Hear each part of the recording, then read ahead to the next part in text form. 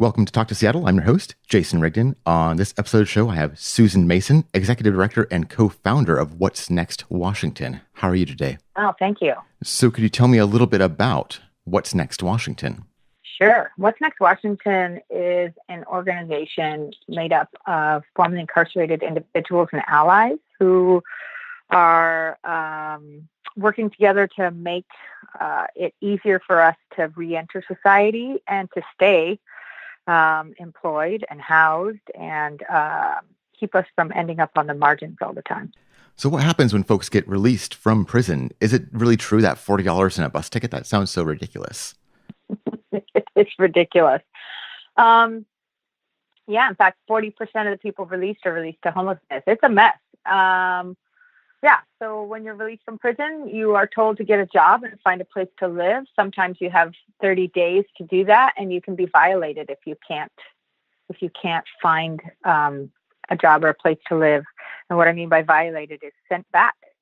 So it can be difficult. Of course, you can get extensions and keep trying, but we are released into a society that doesn't want to hire us and doesn't want to house us. So it's incredibly difficult. And you would think that as time goes on, that changes, but it does not. It seems like the system is set up for failure. Why aren't we doing more for these folks? So, yeah, it is set up for failure. And I'm going to tell you there's 70 million people in this nation with a conviction history. And 63 million of us are not on probation or parole or in prisons and jails. And yet we all face the same barriers. And why isn't more being done is an excellent question. I think people try to put Band-Aids on it. They look at it like, oh, well, these people, and I'm using air quotes, these people just need job skills. These people need training. They need an education. And here's what I'm here to tell you. You can get all of that and still be denied housing and employment. I've been out for 16 years, and I can still to this day be denied a job or a place to live. And it's preposterous. So it doesn't matter what my resume says. It doesn't matter what my references say. It doesn't matter what my job history is.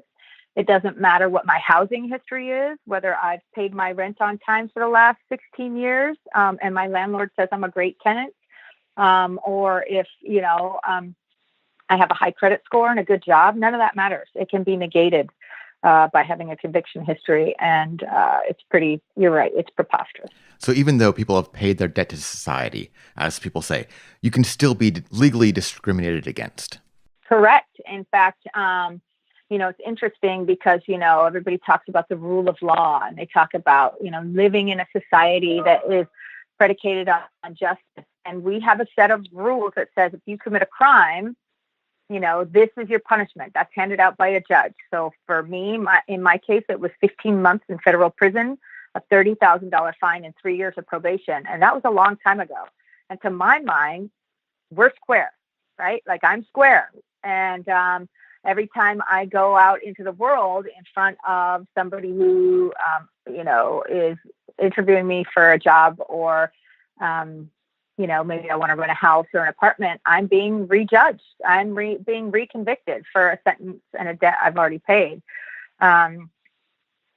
It gets a little it gets a lot destabilizing. There's this great quote that I love, and having a conviction history is an economic death sentence. So, for instance, if the owner of my company sells it, right? I could be working at that company. New owner comes in, decides that they want to do background checks, and they could fire me if they wanted, even though I'd been working there for years with no incident. If I wanted to change jobs, I would have to go through the gauntlet of having a background check pulled and, having all of that negated. Again, like I said, it's really difficult. And so, it can take months for us to find a job, even though we're qualified and we have the skills and the experience and the talent. And the same with housing. And it seems like putting people at such a disadvantage, it just increases their chances of returning to prison. That's true. And I think that when you put anybody in an economic disadvantage, you force them to into a desperate state, right? So if somebody's hungry, they're going to steal something eventually, right? They're going to steal some food. If people are, need to feed their kids, or they need to pay their rent, or, and they're applying over and over and over and getting turned down and turned down and turned down, what's going to happen? Some people will never recidivate, right? And it's just really destabilizing. And so people might not actually go back to prison, but what might happen is they might get evicted. They might have to, move out. They might have to, all their bills go unpaid, and they end up in, financial trouble. And, it's just incredibly destabilizing, and there's no good reason for it. So since 9/11, we have put in place tens of thousands of regulatory, licensing, and other, legal barriers to people finding work and finding housing. And none of it's based on data, right? We have outright bans in some sectors where people with a conviction history could never work there again. And if you think about somebody maybe committing a crime when they're 18 or 19 and going to jail for 6 months or a year, and or maybe even just doing probation, right? They could never, if convicted of a felony, they could never work in healthcare. So say this person is 30 years old and says, I'd like to be a nurse. They couldn't. They would not be able to go to school and become a nurse because they couldn't get a job in healthcare.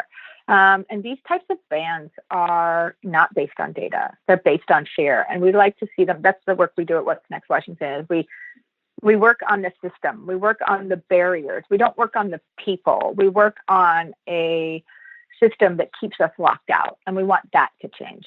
Is there any way to clear your record? So, there's a lot of advocates out there that want us to clear records. And to my mind, that is not the path. I've already done my time. I've already been convicted, and I've paid the debt. So it doesn't matter, to my mind, what the record says. And trying to expunge a record, the rules are very stringent. It's very expensive. And it's available to people who have means. So basically white people, right? People of color, people who are poor, people who might not have a lot of education would never go that route. And they're the people that need it the most. So, I have a bone to pick with the background check industry. To my mind, the background check is a tool used to circumvent protected class laws. You don't know that I'm formerly incarcerated until you pull a background check on me, right?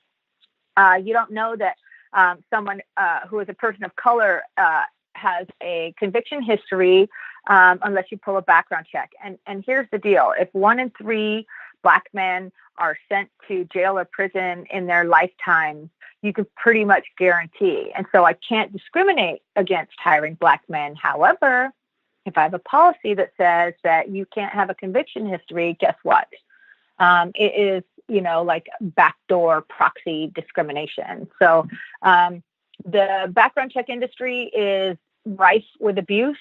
I do not think that the federal government or the state government should be selling our information to private industry simply to discriminate against us, right? This is a big for-profit industry, and it is, it's keeping people at the margin. So I'd like to see the state and the government take care of my information. My public information might be public. However, it shouldn't be sold to the highest bidder to be used to keep me from work. And it's crazy how many businesses are doing these background checks now, even just to be a cashier. It's like an epidemic. Mm-hmm. It is an epidemic. So I have a good cashier story. So there's this woman named, I won't give her name because I just won't give her name, but we'll call her Katie. And she was a housewife for years, and she was getting a divorce, and she was going back into, the employment. She was going back into employment after a lot of years, and she got a job as a cashier at her local little mini market, right? And went back to school, and she had only been working there for less than a month, didn't have a lot of training, and she sold cigarettes to somebody who was under 18. She said it was like a really super hectic day. She didn't, think to check his ID. There wasn't a lot of training around that. She said he looked 18. She wasn't like trying to scam anybody. She just sold a pack of cigarettes to him, and the police came in and arrested her right there. It was a sting. So she was arrested and then released, and her attorney told her to just plead guilty and it would be deferred. And she still, 13 years later, cannot get a job as a cashier. Why?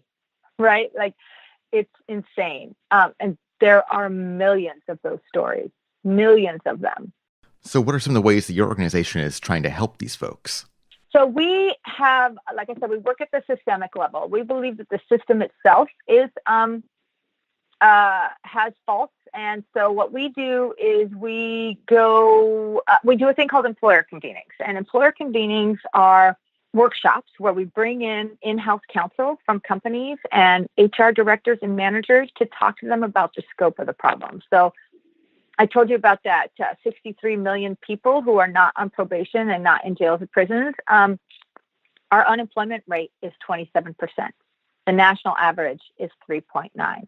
And what we know about what's happening in the labor market in America is that there's a shortage of talent. And we believe that there's a bridge between our 27% unemployment rate and their lack of labor.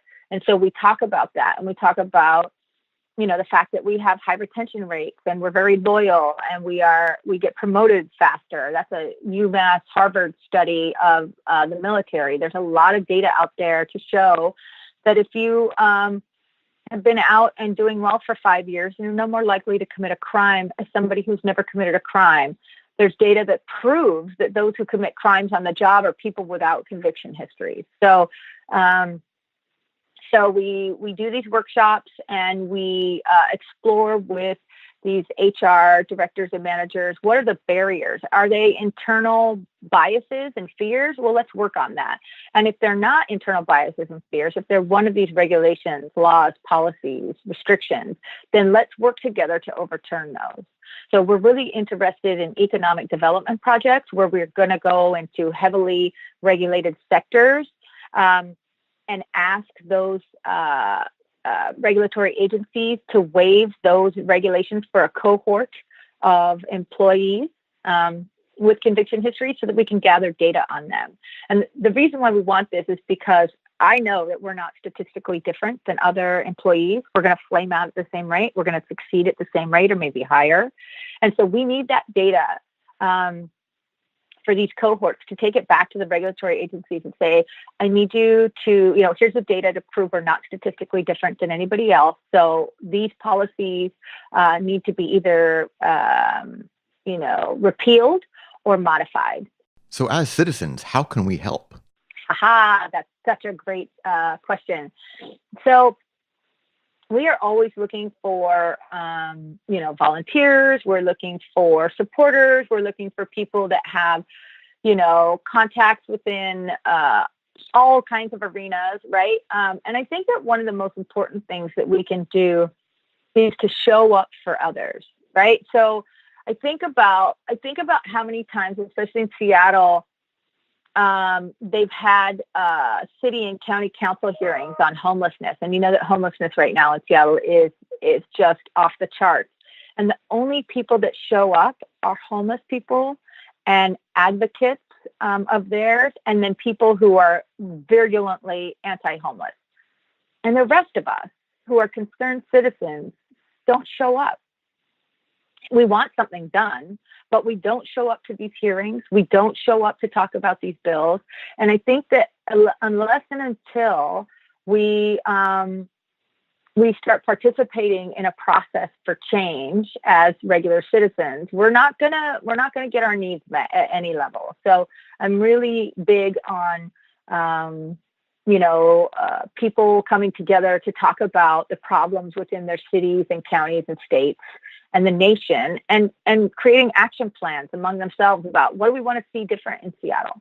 What do we want to see different in King County? Across a whole host of issues, and criminal justice reform being one of them. 8,000 people are released from Washington state prisons every year, and yet 8,000 people go in. And to my mind, we're not making a dent in mass incarceration if that's the case. Right. And so how can citizens be involved? I'm happy to have anybody go to our website. We have a contact form there if they want to get involved with our organization. If they're looking for an organization that does something else, contact me and I'll hook you up. But yeah, I think that people need to get involved. Are there any efforts at the state level to make some of these discriminatory practices illegal?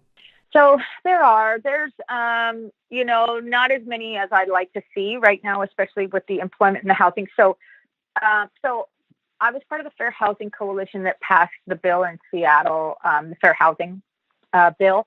And in Seattle, you cannot pull a criminal background check on anybody who's applying for tenancy.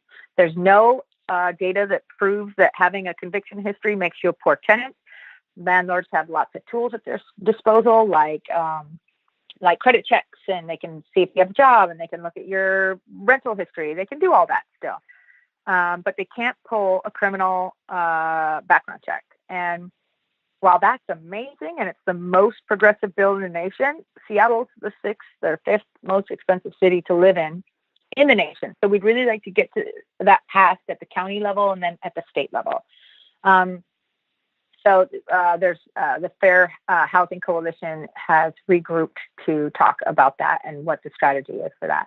As far as employment, we do a lot of ban the box stuff, and to my mind, it's not sufficient. So my experience as a skilled worker, as somebody who had a career and was very capable, was that I would get the job, and then it would be rescinded. And so what the ban the box does is that you don't have a background check pulled until there's a job offer. Well, that's happened to me every single time. I get the job, I get the offer letter and start date contingent on a background check. They pull the background check, tell them everything that's there, and they rescind the job anyway. So I don't think that is sufficient. I think that we need laws that state that, after a certain amount of time, you cannot deny someone work. Period. The end. You can't deny someone work. I think that background check companies as an industry need to be, that our Attorney General has no business allowing them to exist. And I think that we need to work in those areas, and we need to overturn the 4,400 in Washington state alone laws, licensing restrictions, and regulatory barriers, and then move out into the nation to tackle the other 40,000. And so what can we do to help support your organization? Yeah, so, we have a volunteer corps that we would love to add people to. We're really interested in people being able to self-actualize. What is it you want to do in the world? How do you see yourself supporting that? What skills and talents do you bring? Is it social media? Is it communications? Is it just being able to, show up? Is it, just helping with the basics around a nonprofit of, emails and contacts and all that stuff. I mean, there's so much work to do. Do you want to get up and testify in front of a legislative body? Are you interested in, helping us find organizations and companies that would come to our employers' convenings or any of that stuff? Do you want to help us with, we do a lot of leadership training of formerly incarcerated folks so that we can do this work at a really high level. So many opportunities. And we want our volunteers to really get involved and be doing something that they enjoy. And of course, we're always raising money and fundraising. We're a small, plucky nonprofit who is, always looking to find the resources that we need to continue to do the work that we do. So. And do you have any upcoming events you'd like to promote? Sure, absolutely. So on April 26th, April 23rd, we have The Stigma We Carry. That's a Tuesday. That's the University of Washington IPE. Those are the medical schools. So that's on our Facebook page. It's on our website events page. We also have our first sector specific employers convening. So if you know of companies that are in the restaurant and hospitality sector, we would love to have you. That is March 26th at Davis Wright Tremaine. You have to register, so people would have to get a hold of me to do that. And then we'll be having 5 more convenings after that in different sectors, heavily regulated ones like retail, like construction, freight, and construction, and then transportation, freight, and cargo, as well as others, healthcare, tech. So there's lots of opportunities there, lots of events coming up. And if people want to find more information about What's Next Washington, where should they go? Twitter. Follow me. So at what's next _WA. And then, of course, we have a Facebook page and and our website. I maintain our website, so I do the best I can. I'll make sure I have all those links in the show notes. Great. That's great. Thank you. Thank you so much for coming on today. All right. Thank you, Jason. Have a good day.